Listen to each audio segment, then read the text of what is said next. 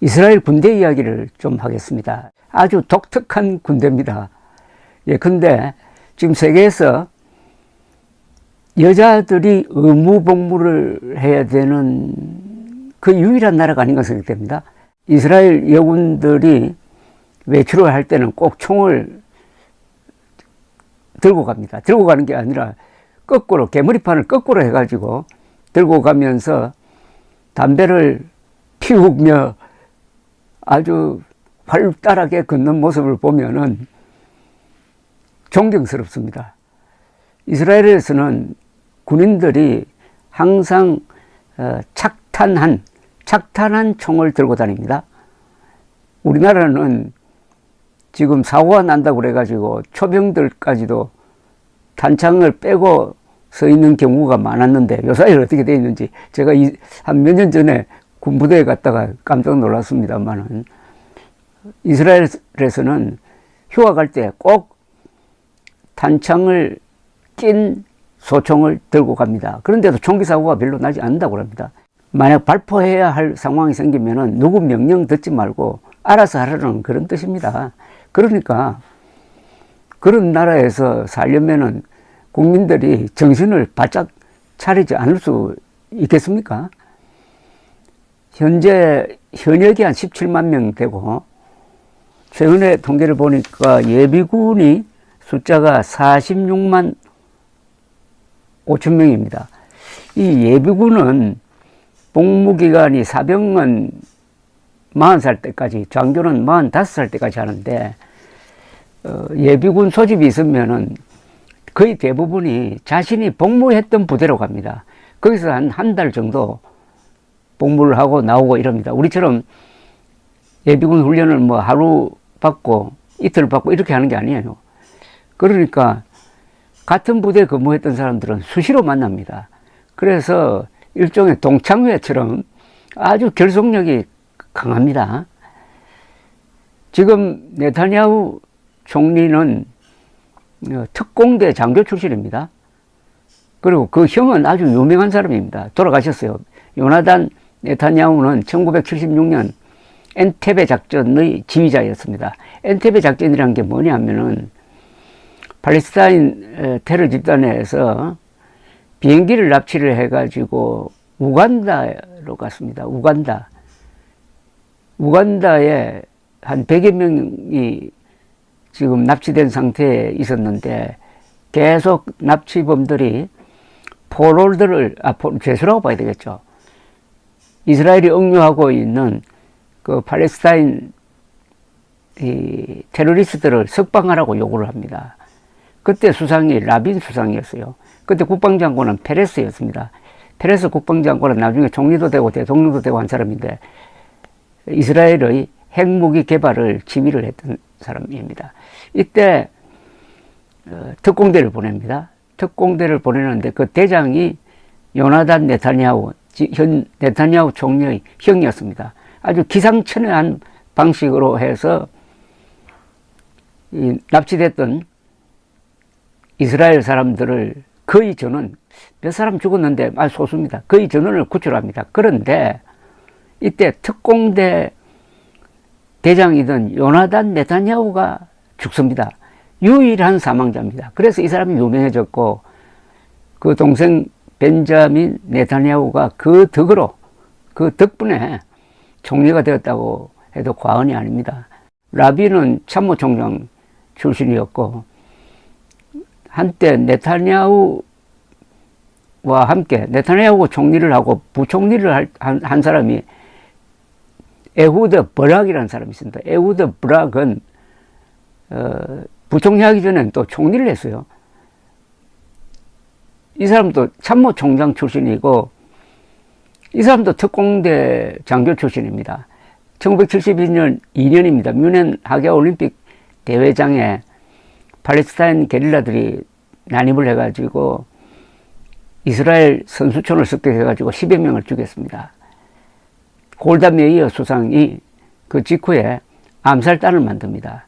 그래서 뮌헨 테러에 가담했던 사람들을 다 죽이라고 합니다. 지휘자를 다 죽이라고 합니다. 그 죽이는 작전이, 그 보복 작전이 한 20년 동안 계속됩니다. 그래서 관련자들은 수십 명이 암살되었습니다. 그 암살 작전을 일부를 지휘한 사람, 레바논으로 들어가서 관계자를 죽이는 그 작전을 지휘한 사람이 버락 장교였는데 이 사람이 나중에 참모총장 되고 수상까지 되었습니다. 그리고 1973년 제4차 중동전쟁 때 역전극을 벌였던 사람이 있습니다. 샤론 장군인데, 샤론 장군이 수에즈운河와 도하 작전을 해가지고 이집트의 배후를 친, 그래서 이집트가 휴전하지 않을 수 없도록 만든 전쟁 영웅이죠. 이 사람도 나중에 2000년대에 수상이 되었습니다.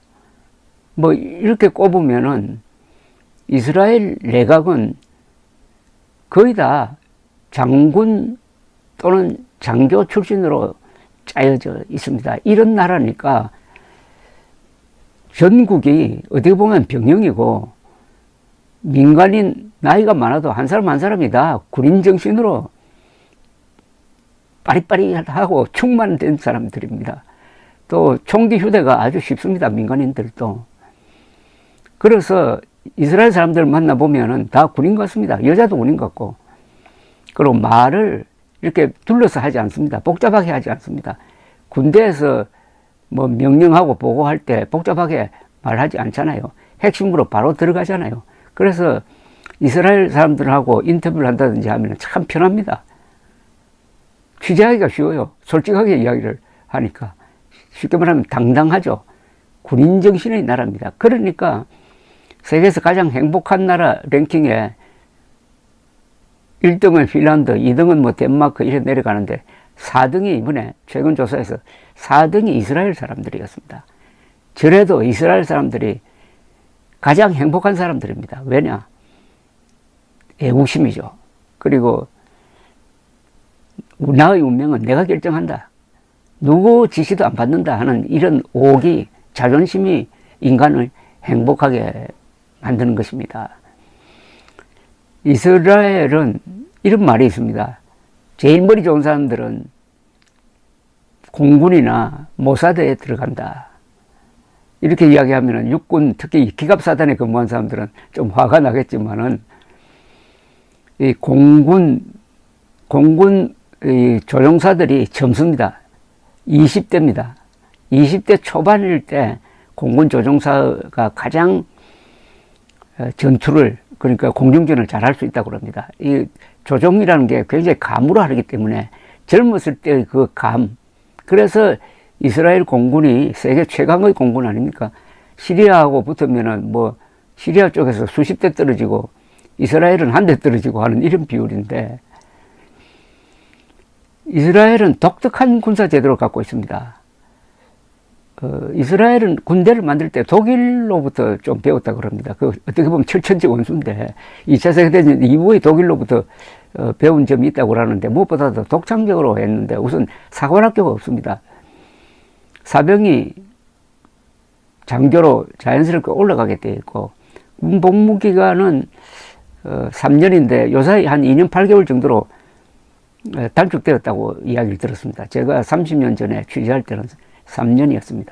고등학교 졸업하고 나서 대부분 군대에 갑니다. 그러니까 이스라엘 군인들 만나보면 꼭 어린아이들 같습니다. 고등학교 졸업한 학생들인데 바로 이 나이 때 물불 가리지 않고 용감하게 싸우는 것 아니겠습니까? 그리고 이스라엘 군에서는 이 장교와 사병의 차이가 별로 없습니다. 어떤 차이가 없냐면 제식훈련이라든지 경례 붙이고 하는 거 그거 별로 따지지 않습니다. 맞담배 피우고 그냥 뭐 친구처럼, 사병과 장교가 친구처럼 그렇게 지냅니다. 그러나 전투 현장에 가면은 장교가 앞장섭니다. 그래서 돌격 명령이라는 게 없다는 것 아닙니까? 나를 따르라. 나를 따르라. Follow me랍니다. Follow me. 그래서 전쟁이 나면은 이 장교 사망률이 참 높습니다. 이번에도 보니까 하마스 소탕작전 할 때 장교들이 많이 죽었더라고요. 그런데 많은 사람들이 이렇게 생각할 겁니다. 그럼 이스라엘 사람들은 원래부터 그렇게 용감했느냐? 반대죠. 즉 유대인은 머리는 좋은데 좀 속된 말로 하면 겁쟁이였습니다. 머리는 좋고 과학자도 많고 글 잘 쓰는 사람도 많고 예술가도 많고, 그런데 왜 2000년 동안 동네 북이 되어가지고 수시로 학살당하고 나중에는 히틀러한테 걸려가지고 600만이 학살당하고, 왜 이랬느냐? 상무정신이 부족했습니다. 단합도 잘 안 되고 총을 들고 싸우는 그런 생각이 부족했던 사람들이었습니다. 그러다가 이스라엘을 건국하면서 생각이 바뀝니다. 우선 이스라엘 건국하는 과정에서 옛날 자기 조상들이 살았던 지금 이스라엘, 즉 팔레스타인 지역으로 들어와서 살려고 하니까 거기 살고 있던 팔레스타인 사람들하고 싸우고, 그리고 나라를 만드니까 아랍 국가가 몰려와가지고 그 신생 이스라엘을 지도상에서 지워버리겠다고 하니까 그걸 또 싸우고 해서 지켜낸 나라이고, 그러는 과정에서 이스라엘 사람들이 용감해진 겁니다. 그래서 유대인과 이스라엘 사람들은 구분해야 됩니다. 유대인들은 겁쟁이였지만 이스라엘 사람들은 용감해야 합니다. 왜 그렇겠습니까? 바로 국가를 만들었기 때문입니다. 국가를 만드는 과정에서 국군이 생기고, 그 국군이 국가를 지키고 국가는 국군을 뒷받침하고 하는 이런 관계가 형성되고 하니까 이스라엘인들은 용감해졌습니다. 그러니까 후천적으로 용감해진 거죠. 그런 점에서는 한국도 비슷합니다. 우리도 조선조 500몇 년 동안 문민미주 선비 정신 운운하면서 군대를 멸시하고 하다가 결국은 일본의 식민지로 전락했는데, 대한민국을 만드는 과정에서, 대한민국을 지키는 과정에서 이런 강군이 만들어진 것 아니겠습니까? 다만 아주 무기도 많고 병력도 많지만 과연 군인 정신이 제대로 박혀 있느냐 하는 데 대해서는 저는 사실상 의문을 가지고 있습니다. 어쨌든 한국도 이스라엘처럼 국가를 만들고 지키는 과정에서 상무 정신이 새로 생겨난 것입니다. 이스라엘 사람들은 어떤 강박관념을 갖고 있느냐 하면은, 이 국토도 작고 이러니까 중심도 얕고 하니까 항상 공포감을 가지고 있습니다. 우리는 한 번 지면 끝난다는 겁니다. 뭐 러시아, 우크라이나 같은 나라는 크니까 전투에 몇 번 져도 밀렸다가 다시 반격을 할 수 있지만은 이스라엘은 그럴 여지가 없습니다. 그러니까 항상 선제 공격을 해야 됩니다. 그러려면 정보가 필요하죠. 선제 공격을 하려면 정보가 있어야 되는데, 이번에 대실패가 정보 실패니까 오히려 선제 공격을 당해버린 것 아니겠습니까? 그래서 이스라엘 사람들 머리에는 우리는 한 번이라도 질 수 없는 나라다, 이렇게 되는 거죠. 그래서 이런 전쟁 수칙이라고 할까요? 이걸 가지고 있다고 합니다. 코드 오브 컨덕트라고 하는데, 첫째, 군사 목표에 대하여서만 군사적 행동을 한다. 민간인들은 치지 않는다는 이야기죠. 군사력의 사용은 비례적으로 한다. 이스라엘 군이 허용한 무기만 사용해야 한다. 항복한 적에겐 공격하지 않는다. 훈련을 받은 사람만 포로를 신문할 수 있다. 병사들은 팔레스타인 사람들과 체포된 사람들의 인간적 존엄성을 존중해야 한다. 그래도 이 이스라엘 군인들이 포로를 막 사살했다든지 하는 이런 게 없습니다. 군율이 엄정하다는 이야기죠. 적군에게도 치료를 해줘야 한다. 약탈은 완전히 불법이므로 절대로 금지한다. 종교적, 문화적 유적지와 문화재를 존중해야 한다. 국제 구호 활동가들의 재산과 차량은 보호해야 한다.